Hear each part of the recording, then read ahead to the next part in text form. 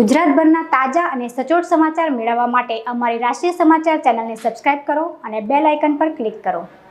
સ્વામી વિવેકાનંદ સર્કલથી જન આક્રોશ યાત્રા કાઢવામાં આવી હતી।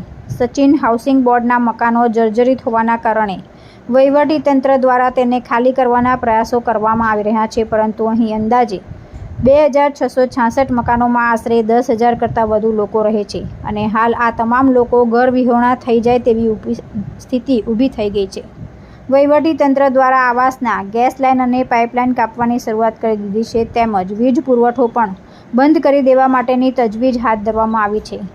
ગરીબ અને મધ્યમ વર્ગના લોકો પોતાના પરિવાર સાથે અહીં વર્ષોથી વસવાટ કરી રહ્યા છે।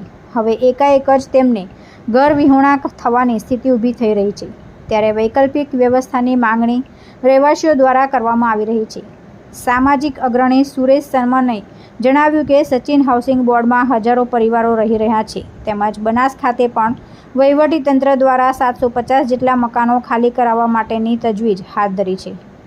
અમારી માંગણી છે કે આ તમામ રહેવાસીઓને પહેલાં વૈકલ્પિક વ્યવસ્થા વહીવટીતંત્ર દ્વારા કરવામાં આવે, તેમજ બનાસમાં જે આવાસો છે તેને રિપેર કરવામાં આવે, જેથી કરીને લોકો ત્યાં રહી શકે।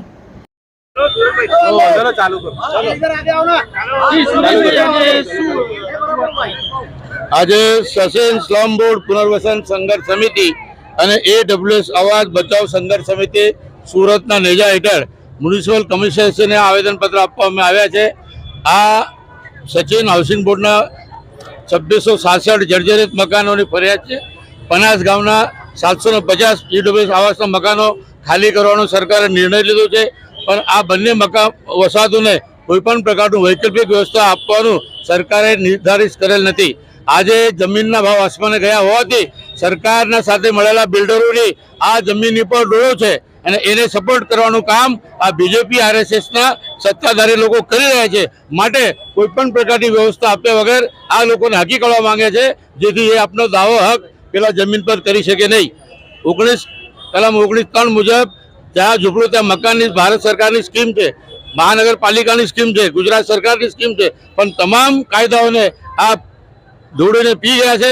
ફક્ત ડર ફેલાવીને, ભય ફેલાવીને, પાણી કાપીને, લાઇટ જોડીને, લોકોને પોલીસની સામે દંડો લઈને લોકોને ડરાવવાનું કામ ભાજપીય સરકાર કરી રહી છે, પરંતુ એને ન જ માનતા આજે સચિનમાંથી હાઉસિંગમાંથી અમારા લોકો નીકળતા હતા ત્યાં ડી સ્ટાફના માણસો જઈને અમારા પાસે પોલીસ પરવાનગી છે, રેલીની પરવાનગી હોવા છતાં પણ ત્યાં લોકોને ઉતારી પાડ્યા કે તમારે રેલીમાં જવું નહીં। શું આ દેશમાં લોકશાહી છે કે નહીં? કે લોકશાહી ખતમ કરવા માંગે છે આ લોકો? પોલીસને આગળ કરીને અમને અમારા હક માટે લડવા જવા દેતા નથી। એ શાનું કાનૂન છે, શાનું ન્યાય છે? હું CR પાટીલ સાહેબને પૂછવા માંગુ છું, ક્યાં તમારી પોલીસ કે લોકોને સંવિધાનિક અધિકાર માટે પણ રોડ પર જવાની તમારી બંદી છે? માટે આજે અમે અહીંયા આવ્યા છે અને કમિશનરે રજૂઆત કરવાના છે કે મેડમ કોઈની પણ શર્મ રાખ્યા વગર તમે તટસ્થ અધિકારી છો, તમે તમારા પાવરનો અમલ કરો અને આ લોકોને પહેલા વૈકલ્પિક વ્યવસ્થા આપો, આ સચિનના લોકોને વૈકલ્પિક વ્યવસ્થા આપો અને આ જ અમારા AWS આવાસના જર્જરિત મકાનો છે બનાસના, આ મકાનોને રિપેરિંગ કરો તત્કાળ। AWS આવાસના 1 લાખથી વધારે મકાન છે સાહેબ, ભેસ્તાનથી લઈને કોસાડ સુધી, કોસાડને લઈને વેસુ સુધી, વેસુથી લઈને આ કડોદરા કામરેજ સુધી અમારા AWS હાઉસના મકાનો છે।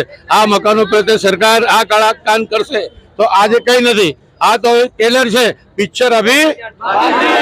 જય ભીમ, જય હિન્દ, જય સંવિધાન। સચિન વિસ્તારની અને પનાસ વિસ્તારની આ જમીનોની કિંમત આજે આસમાને પહોંચી ગઈ છે, ત્યારે બિલ્ડરો અને ભાજપના શાસકોની નજર આ જમીન પર હોવાના કારણે તંત્ર દ્વારા તેને ખાલી કરાવવા માટેના પ્રયાસો હાથ ધરવામાં આવ્યા છે।